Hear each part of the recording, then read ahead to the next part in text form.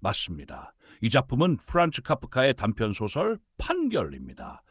게오르크와 아버지의 충격적인 대화, 마지막 장면은 카프카 특유의 불안, 죄책감, 권위에 대한 주제를 강하게 드러냅니다. 아래 구체적인 줄거리 요약과 메시지를 정리해드릴게요. 판결, 구체적인 줄거리 요약. 1. 배경과 인물 소개. 젊은 상인 게오르크 벤덜만은 아버지와 단둘이 살며 사업에 성공한 인물입니다. 그는 러시아에 사는 오랜 친구에게 결혼 소식을 알릴까 고민하다가 결국 편지를 쓰기로 합니다. 편지를 쓰는 이유. 그 친구는 사업 실패 후 러시아로 떠난 뒤 소식을 끊고 살아가고 있었고, 게오르크는 친구에게 자신의 성공과 결혼 소식을 전하는 게 자랑처럼 느껴져 내심 주저하고 있었습니다. 아버지에게 편지를 말하다가 충돌. 게오르크는 아버지에게 편지에 대해 말하려 하지만 아버지는 갑자기 강하게 반응하며 아들을 비난합니다. 처음엔 힘없고 병든 듯했던 아버지는 점점 카리스마 있는 인물로 변하며 아들을 향해 죄를 선언하고 정죄합니다. 4. 아버지의 판결.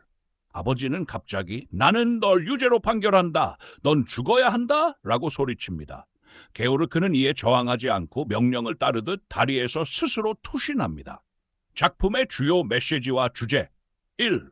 부자 관계의 권위와 갈등. 게오르크는 성인이지만 아버지의 절대적인 권위에 짓눌려 있고 결국 그 권위에 의해 정체성과 삶이 파괴됩니다. 부모의 권위와 자식의 독립 사이의 긴장이 핵심입니다. 2. 내면의 죄책감과 무의식. 게오르크는 친구를 외면했고 아버지를 통제하려 했으며 자신의 성공을 정당화하고 싶어 했습니다. 아버지는 이러한 게오르크의 무의식적인 죄의식을 끄집어내어 심판자처럼 정죄합니다. 이는 카프카가 자주 다루는 내면의 죄와 벌의 문제입니다. 3. 자아의 분열과 존재의 불안. 게오르크는 사회적 자아, 성공한 상인권자와 아버지에게 인정받지 못한 아들 사이에서 정체성의 혼란을 겪습니다. 결국 자아 붕괴의 극단적 결과로 죽음을 선택합니다. 4. 부조리한 세계. 이 작품은 명확한 이유나 정의 없는 판결을 받아들일 수밖에 없는 인간의 처지를 보여줍니다. 이는 카프카의 대표적 주제인 부조리와 운명적인 심판을 상징합니다. 정리된 메시지. 판결은 개인의 내면적 죄책감, 권위에 대한 복종, 자아의 분열을 통해 인간 존재의 불안과 부조리를 그린 작품이다. 카프카는 이를 통해 인간이 이해할 수 없는 심판 앞에 놓였을 때 어떤 심리적 붕괴를 겪는지를 보여준다. 혹시 등장하는 핵심 인물들은 적지만 상징적이고 심리적으로 복잡한 인물들입니다. 아래의 주요 등장인물 분석을 구체적으로 정리해 드릴게요. 1. 게오르크 벤덜만 역할. 이 작품의 주인공.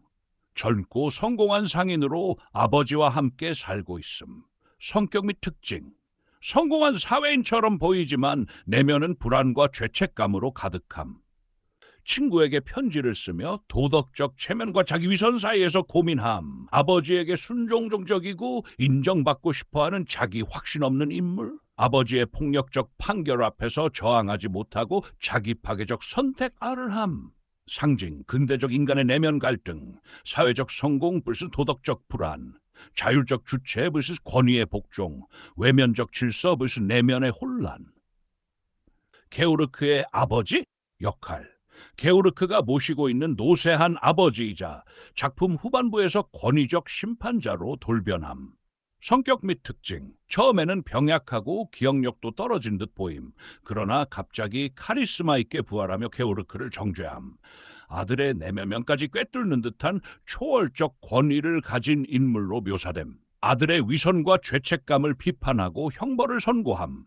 상징, 부모 세대의 절대 권위, 전통, 신, 운명 등의 상징으로 해석됨. 무의식의 판관, 게오르크의 양심이 형상화된 존재로 볼 수도 있음. 역할, 게오르크가 편지를 쓰려 했던 인물. 작품에 직접 등장하진 않지만 매우 중요한 심리적 매체의 개체임. 성격 및 특징, 사업에 실패하고 러시아에서 은둔 중인 과거의 친구. 게오르크는 친구의 안위를 걱정하는 듯하지만 사실은 자신의 성공을 드러내고자 하는 욕망을 품고 있음. 아버지는 그 친구가 실존하며 게오르크와 깊은 연대감을 나눴다고 주장함. 게오르크가 잊으려 했던 자신의 과거 혹은 양심일 수도 있음. 상징, 잊혀진 자, 과거의 실패, 양심 또는 억눌린 죄책감을 상징. 게오르크가 배제하려 했지만 아버지가 그것을 끄집어내어 심판의 핵심으로 삼음. 약혼녀 프리다 역할, 게오르크의 결혼 예정자. 직접적으로는 등장하지 않지만 이야기에서 언급됨. 성격 및 특징, 게오르크의 사회적 성공과 미래를 상징. 아버지는 프리다와의 결혼도 비난하며 내 어머니가 없으니 아무 여자에게나 안기냐고 비난함. 게오르크의 사회적 성공의 표면을 상징하지만 그의 내면과는 분리된 존재. 상징, 사회적 인정, 외면적 안정. 그러나 게오르크의 내면적 불안과 단절되어 있는 대상, 요약표, 인특징, 승상징, 게오르크, 불안한 자, 죄책감, 사회적 성공. 아버지, 노쇠하지만 절대 권위, 심판자, 전통, 초자, 신적 존재, 심판. 친구, 과거의 자, 실패한 자, 억눌린 죄책감, 양심, 약혼자, 삶의 안식처, 사회적 성공, 외면적 질서. 원하시면 이걸 수업에 쓸 수 있도록